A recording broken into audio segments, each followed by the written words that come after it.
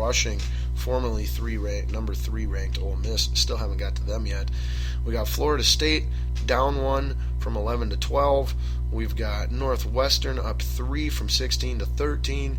We got Ole Miss down from 3 to number 14 at 4-1, the second one-loss team here in the top 25, followed by Notre Dame with 1 loss at number 15, down 9 spots. Wow, from number 6, down from number 6 to number 15 with their loss to Clemson.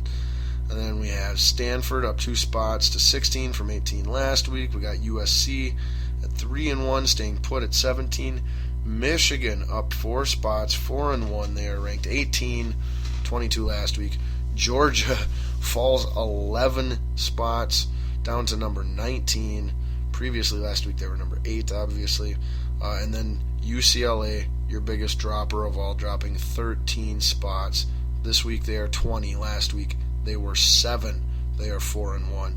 Rounding out the top 25 is AP poll, which is the only one we'll discuss this week. We got undefeated Oklahoma State at 21, undefeated Iowa at 22, undefeated Cal at 23, undefeated Toledo at 24, and 4-1 Boise State University at 25. Whew, so that's all of Ball's Breakdown, our new weekly football segment. Moving right along, let us get to the meat of the show, which is going to be mini this week due to time constraints, obviously. Trying to keep it on the 2-hour mark, not going to do a good job, as always.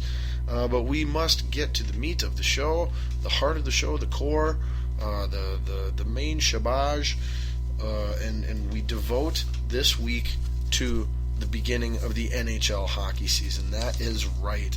The NHL hockey season, regular season, is upon us as of tonight. Somewhere between, I think there's 3 games or 6 games or something like that tonight.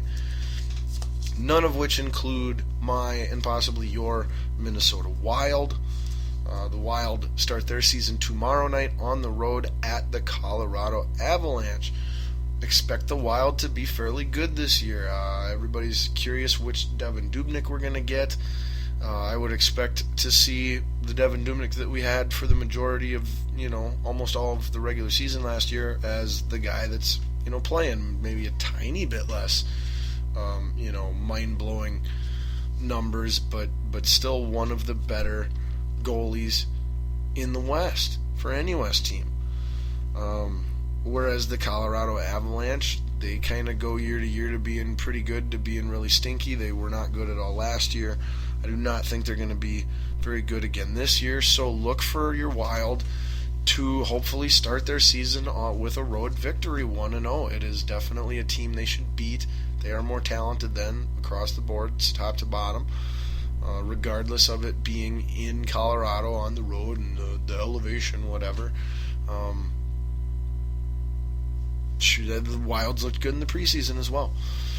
So hopefully our Minnesota Wild will start their season off tomorrow night with a win in Colorado. So since we've just discussed those two Central Division Western Conference teams, why don't we start our NHL season preview / my picks right there. So in the Central, in very last place, I am picking the Winnipeg Jets.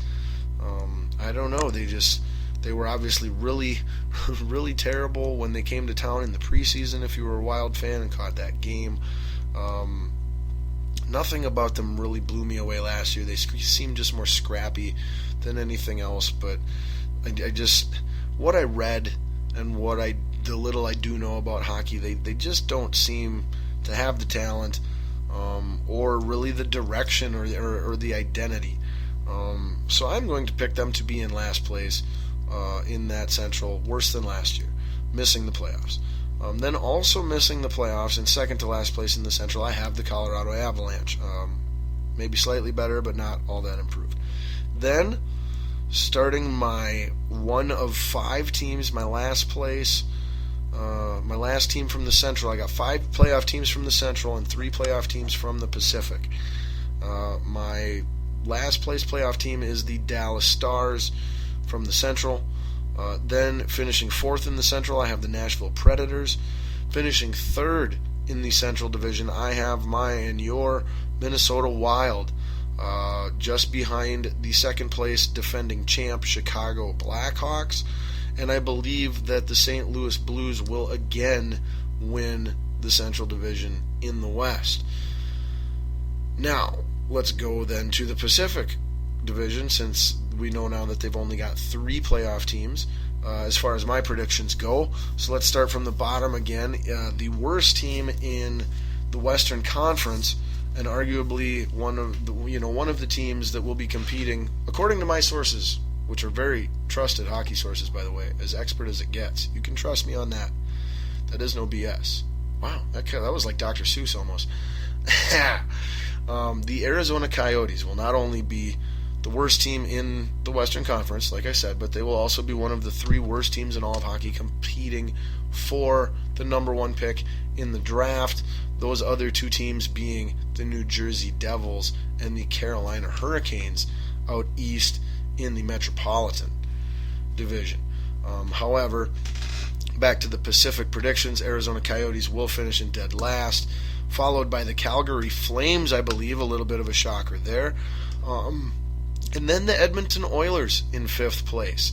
And don't be surprised if they're in 4th and flirting with a wild card berth. They're one of my surprise teams, a very underrated surprise team in the East that just, I don't know, I got a feeling that, like I said, I think they're going to be either 4th or 5th in the Pacific and maybe flirt with the final 8 seed wild card spot in the Western Conference playoffs. But I do have San Jose penciled in as the safer 4th place pick, missing out on the playoffs.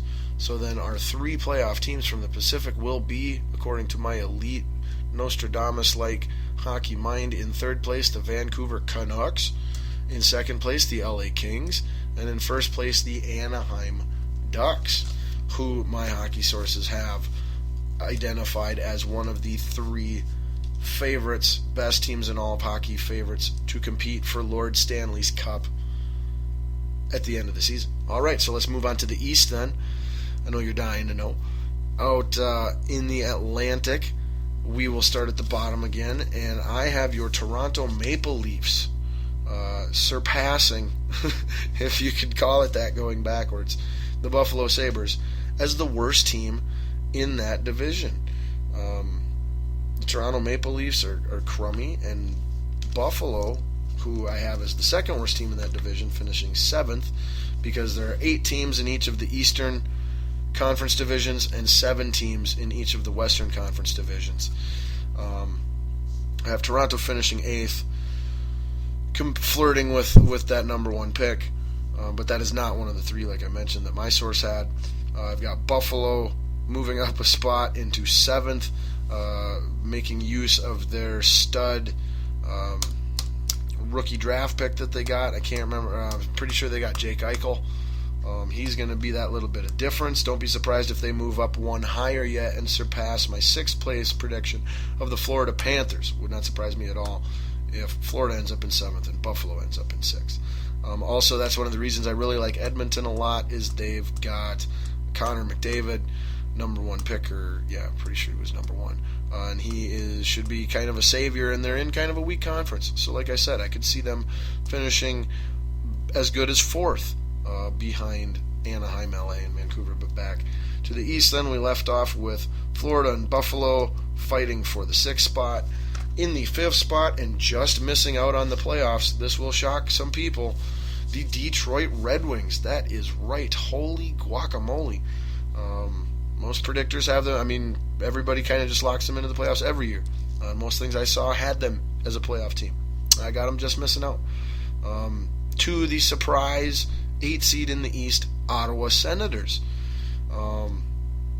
They will be finishing just behind the Boston Bruins, who will be in 3rd in the Atlantic, followed by the Montreal Canadiens in 2nd place. And my sources pick for the Atlantic Division, and one of the 2 finalists in the East, the Tampa Bay Lightning. Then finishing out with the Metropolitan Division in the East. In competing for last place will be the New Jersey Devils and the Carolina Hurricanes. Again, two of the three worst teams in all of hockey, according to my sources. I have New Jersey finishing in last place, just behind Carolina in 7th place. And then I have the Philadelphia Flyers just above them in 6th place, also not much better. And then I have the Pittsburgh Penguins, who my sources agreed with me on. This was my initial assessment anyway, but I was very happy to hear that that was his opinion too.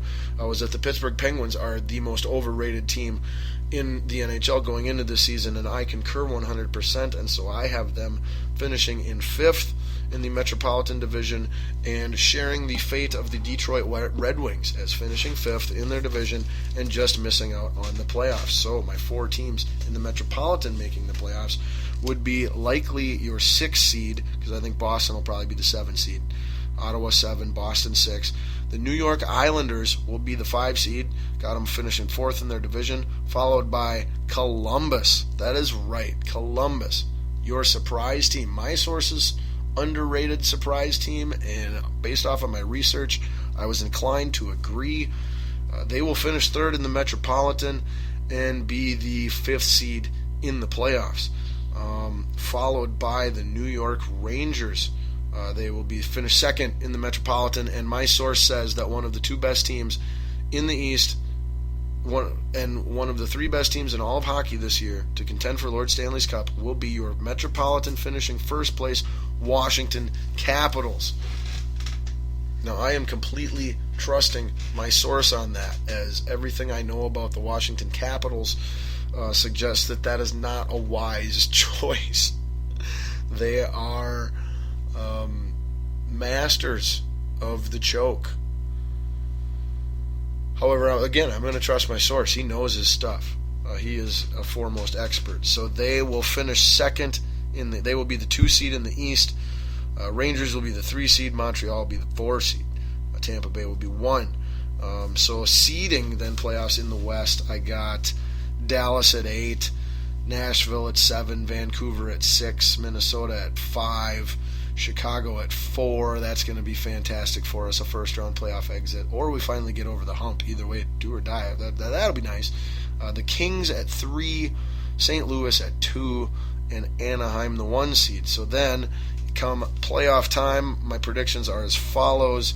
In the Eastern Conference Finals, the Tampa Bay Lightning will beat the Washington Capitals. I just can't go with Washington to make it to the finals. However, I will trust my source that they'll make it to the conference finals. Then in the West, I have the Anaheim Ducks beating the LA Kings in the battle for California.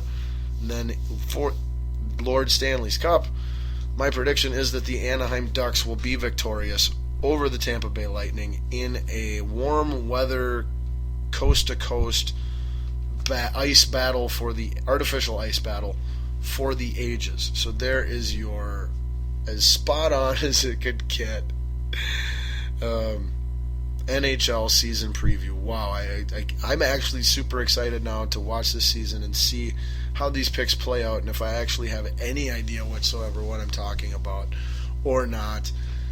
Safe money is on the knot. All right, so that wraps up the meat. We got to move right along. So when we wrap up the meat, then what comes next? Everyone who listens to my show on a weekly basis, WNLMradio.com, Spreaker, TuneIn app, YouTube, SoundCloud, Balls Deep Sports Talk, is that what follows wrapping up the meat is Balls Juice. The segment I like to devote to the juiciest, most scandalous, shaking that thing so scandalous, topics in or outside of the sports world. So we have a quick one for you this week regarding the world of NCAA basketball and possible recruiting violations. And boy, we got a juicy story here for you. The University of Louisville, coached by Rick Pitino, one of the most famous college basketball coaches in the world currently and all time. He is not the one involved in wrongdoing. However, he has stated that he had no knowledge of this taking place whatsoever if the allegations took place, which I will share with you in a moment, which is hard to imagine someone